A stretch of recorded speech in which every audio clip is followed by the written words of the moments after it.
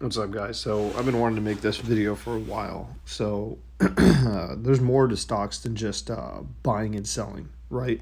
There's a whole strategy behind it. So today I'm going to do a paper trade, so I can kind of walk you guys through different ways of getting into a position. So we're going to look at CRM since it just got added. So you go to your list, type in CRM. Now we're here. Okay. Now these dates right here that I'm clicking, these are all the option change dates. Usually, the further you go out, the better off you are because you allow for time to play in your favor. Now, if you look uh, right here where it's tapping yellow, oops, these are the probability charts. Okay, see the if you follow this all the way up, it says PROBITM, which is probability in the money. So this is going to tell you what are the chances of your put hitting, and on the opposite end is what are your chances of your calls hitting. Obviously, the 105 is 100% because the stock's trading at 216 today, right? So let's make a trade today since earnings are coming out. See, we check the earnings, the conference call going to be out on the 25th, which I believe is today. Yeah, it's today. So let's say that we think that Salesforce is going to go up. So a good way to play this is obviously what you guys know is straight calls, right? So the 525 means you're going to pay $525 right here where it says cost of trade. And then your risk profile on this is your profit is infinite and your loss is 525 because you're risking 525. But if you look above it, in order to break even on this trade, you got to get to 231. Okay, but let's say we really believed in Salesforce, and we don't know which way earnings are going to go, but we know what we want to pay, for the stock price. A way you would do that is you would sell premium. So if you come on this end, so this would be just buying a call, and this would just be buying a put. You see, they're kind of both fairly priced at the same price. So if you thought the stock was going to go down, you would buy this. So those are ways to buy and sell options, along with not having to physically buy the stock and hold the stock, right? Now, to play the stock and to have a strategy behind this thing is you could do this. You could say, I don't know if I like Salesforce at 216, but I know I love it at $200. I'm willing to buy this stock at $200 all day. Then what you would do is you click this side, which means you would sell the put. See, this is buying the put. This means that the 75 cents means that you think the stock is going to go below $200. And for you to break even, the stock would have to go to 199.25, right? Because you got to make back your 75 cents. And any penny after that, you would gain $1 because one contract is worth 100 shares. But if you didn't like all this and you wanted to play this in a different way, you said, I'm willing to pay $200 for Salesforce all day, every day. A good way to manage this trade is you just sell this premium, right? So you would just come to the 61, you would sell it naked because you got nothing underneath it. You don't care if it goes to zero because you're like, I believe in this company 100%. Now someone's going to pay you $60 to take on the trade. And your risk profile is infinite, obviously, because the stock could go to zero. So, theoretically, you do the math on this. If you have at 200 times 100, you could lose $20,000 on the high end because the stock's you're buying it at 200. You're saying you're willing to buy it at 200. Now, at the end of this week, since this option is just for this week, if the stock never gets below $200, you keep that $61 in your pocket. And obviously you could scale up, guys. Like, I'm just doing this one contract at a time, but you can multiply that by 100 contracts, but your risk goes up. And what I used to do, or what I still do, I should say, on selling premium is I would say I don't think that the stock is going to, I'm willing to buy the stock at 200. I don't think it's going to go below 200, so I'll collect my 64 cents, right? But to hedge myself, I would say, well, I'm also going to buy this 197.50 put, right, for 53 cents. And the difference between here is what, 7, 8, 9, 10, 11 cents. So it'd be roughly 11. So you could click next. It ends up being 18. I don't exactly know how that works, but I think it's like quoted, per price per second or whatever, because it's going to 21 cents, but we know it was only 11, so it should be close to here. But it's trying to give us the best trade possible, which was 21 cents. And you could always play with this and put the price at what you want. But basically, you're making $19, and sometimes the risk profile, the mass loss doesn't show up. But we could do the math mathematically. Do the math. Okay, because that's $2.50, right, between 200 and 197.50. So the most we're going to lose here is $2.50, which if you multiply that by 100 is $250 to make roughly 10 cents to make $10. Now you're like, I don't know if that's worth it or not, but if you look to the very right of this, see the 11.83 and the 8.88, you have the opposite of that to be right, because right here is you're selling puts. You would just look on this side, which is the 91%.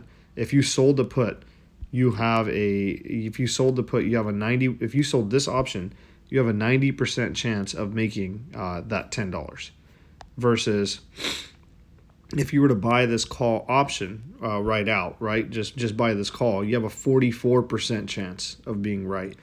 If you so you just play the opposites, right? So on the right side is the puts. If you're just buying a put by itself, just like this, then obviously you have a 33% chance of being right? Or a random put, even at 200, you have 11% chance of being right. But if you sell the put, it's the opposite, right? It's the opposite of 11, which would be the other side, which is 89 this yellow would be 89% chance of being right.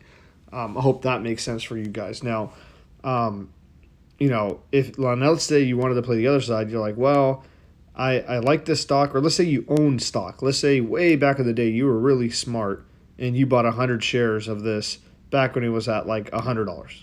Okay, now a way for you to make money off of this on the other end is just selling this naked. Let's say if you owned them or let's say even if you bought stock today at $215, but you didn't know if it was going to go up or down. But you're like, I'm willing to, sell my stock at 225. 225. That's the strike price right here. So he goes where the line is, 215, 217. So it goes to 225. You would sell this, which is the 246, naked. Okay, just like this. You would just sell this. And what that will allow you to do is to collect that $246. And let's say if you bought it today at $215 even, and it gapped up all the way to $225, you would still make money all the way up until the $225. Now, if you sold it at $225, that means someone bought it at $225. They paid $2.55 for it, right? So anything after $225, they're going to make a profit. But if you own the underlying asset, this is also another way for you to sell premium, to collect premium out of the money. So if you own like 1,000 shares of Salesforce at $215, theoretically, you could sell 10 contracts, right? Because 10 times 100 is 1,000. You could sell 10 contracts, and you would be able to pick up today, $2,293 in your pocket. And as long as Salesforce never touched that $225, you would keep all that money. Now, obviously, there's a downside to this, right? Like if Salesforce goes crashing down, you would just put a stop loss in place for your 215. And if it blew up, like let's say earnings was just out of the park, and it went all the way to 230, you own the stock. Because remember, if you still own the stock, you're still making all that money on the way up. You would make that money on the way up, and after the 225, you would start losing money, right? Because essentially this person that wants to buy this, you're selling this, so someone has to buy it at 249. So in order for this person to make money off of this option, the stock price would have to come to here, right? Like roughly $2.50 above 225 would be $227.50.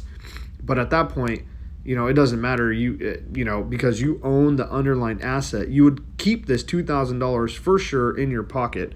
And on top of that, anything above this, you're kind of capping your gains. So that's another way to play it, guys. So And also, just to hedge yourself on this end, you're like, there's no way that, let's say this is another way to play it. You said there's no freaking way that Salesforce is going to go above $225 by the end of this week. So you buy the 225, or you sell it. Sorry, you sell the 225 at 230, but then you buy the 227.50 just in case it does blow it out of the park, and it goes to like $400 a share. You want to protect yourself, right? And you would collect this 23 cents in between. And then again, your risk here is $250, right? Because 225 to 227, that's $2.50, right? And $2.50 times 100 is wait, no. Wait, I'm sorry. Yeah, $2.50 times 100 is $250, and you're risking $250 to make 21 cents. So essentially, let's look at this right here. See, it went up to 48, which is crazy because I guess that's the price you could get, but you can make theoretically $50 on this, and your risk profile. And your risk profile is $200.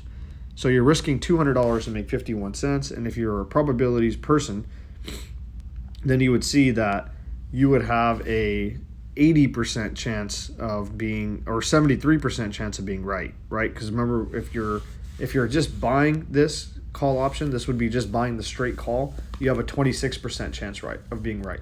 If you're selling the call, you want to look at the opposite, which would be right here, which is a 73% chance of being right. So, yeah, that's pretty much it, guys. These are different ways that you could, buy and sell options, and also use options to actually build a position, right? Because let's say you had, what would this be? 215. Let's just say 215 for shits and giggles. Let's say you had $21,500 sitting on the side, and you were like, I really love, Salesforce. I would love to be in this stock at this price. Earnings are looking great. Okay, well, if you're going to do that and you're willing to buy it at $215, why not come down and sell the $200 premium, right? So you're selling this put. So this gives, this basically says, I am willing to buy your shares at $200 all day, every day, until August, the end of the business day of August 28th, 2020, right? So if you had $21,500, why would you buy this stock at $215? Why wouldn't you come down to $200, hit next, and just buy one contract? You could collect $74 guaranteed. And guess what? If the stock comes crashing down, you still collected $74 in a sense, but you would essentially get the stock at $200. You were wanting to buy it at $215, but now someone's paying you to buy it at $200. And if it never goes below, $200, you collect that $75. Then you say, I really still want to buy, and let's say earnings blows it out of the water, right? Let's say earnings, and then the stock goes to $240 or $250. You're like, wow, I missed out on a lot of profit. Yeah, you did, but you also collected a guaranteed $75. So then what you do is you just go up to next week or a month out, and you say, you know what, I'm still willing to buy this. And obviously these numbers are changed depending on the price action, but you would say, I'm still willing to buy this all day, every day at $200. Or you could even come out here and say, I'm willing to buy this at $200 and collect $272. Just sell one contract because you got 20 grand sitting there. And if the price never gets below 200, you keep this $272, and then and as the stock moves up, you just move up your prices, and you start collecting all this premium until one day the stock actually dips down. But you've collected so much premium that it's helped you already, build a position in the company. So don't look at options as just calls and just puts. There's a lot of different ways to play this thing. Like if you think the stock is going to trade, on this date, let's say, on September 18th, if you think, Salesforce between now and then is going to trade anywhere between $210 and $230, you could do this. You could sell the 210 and hedge yourself with the 207. Then you could sell the 230 and hedge yourself with the 235, and this is what we call iron condor. So it's like as long as the stock price stays between that, you would collect this $184, and your risk profile is, well, you're giving up 300. Your max loss is going to be 310, and your max gain is going to be $185, as long as the stock price stays between 210 and 230. So you can see, like, there's so many ways, guys, to skin this cat. Don't feel like there's only one thing that you could do when you're entering the stock market, which is just, buy low, sell high, right? There's so many different ways to come into a position. And, I learned through thousands of dollars of mistakes. I've made thousands, but I've also lost thousands, good tax write-offs. But, for you guys who are just starting out, I wish somebody would have told me this. So if I was looking into a stock or I really like something, I wouldn't just have to buy and hold. I could say, okay, well, let me see what this is at today. Let me see what the news is. Let me see what the fundamentals are. And then let someone pay me to buy this stock. And let me take some time to, assess this, the price action, the price movement. And along the way, let me collect some premium, right? So if you're really into Salesforce and you're like, man, I really love Salesforce, but I don't know about 215, I'm willing to pay 190 for it all day. So you would come out, 3 weeks to the 18th of September, and you could collect $120. Of course, your max loss is going to be, the fact that 100 shares of this is 190. 190 times 100. Your max loss is $19,000 if the stock goes to zero. But in theory, if you were already buying the stock at 190, why would it matter? If somebody was willing to give you Salesforce today for $190, you'd be all on it, right? I mean, theoretically, because it's at 215. And even if you buy this at 190 and you collected 120 in premium, you don't even have to set buy a hedge. If you're willing to collect that whole 120, you could just put a stop loss on this, at $1 or $2. So the most you'll lose is 80 cents.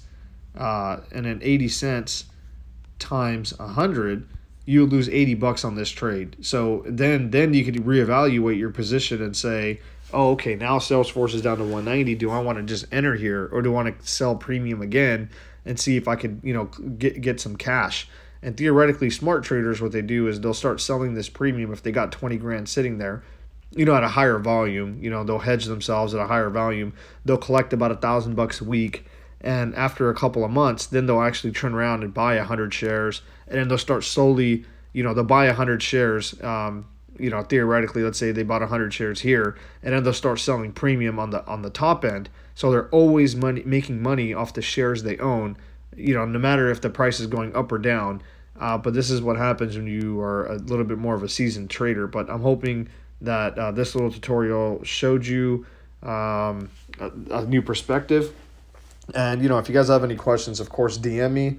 And I hope this content was a little bit valuable to you. Thanks for your time, guys. And if you like the video, share this with a friend. Help me grow the page.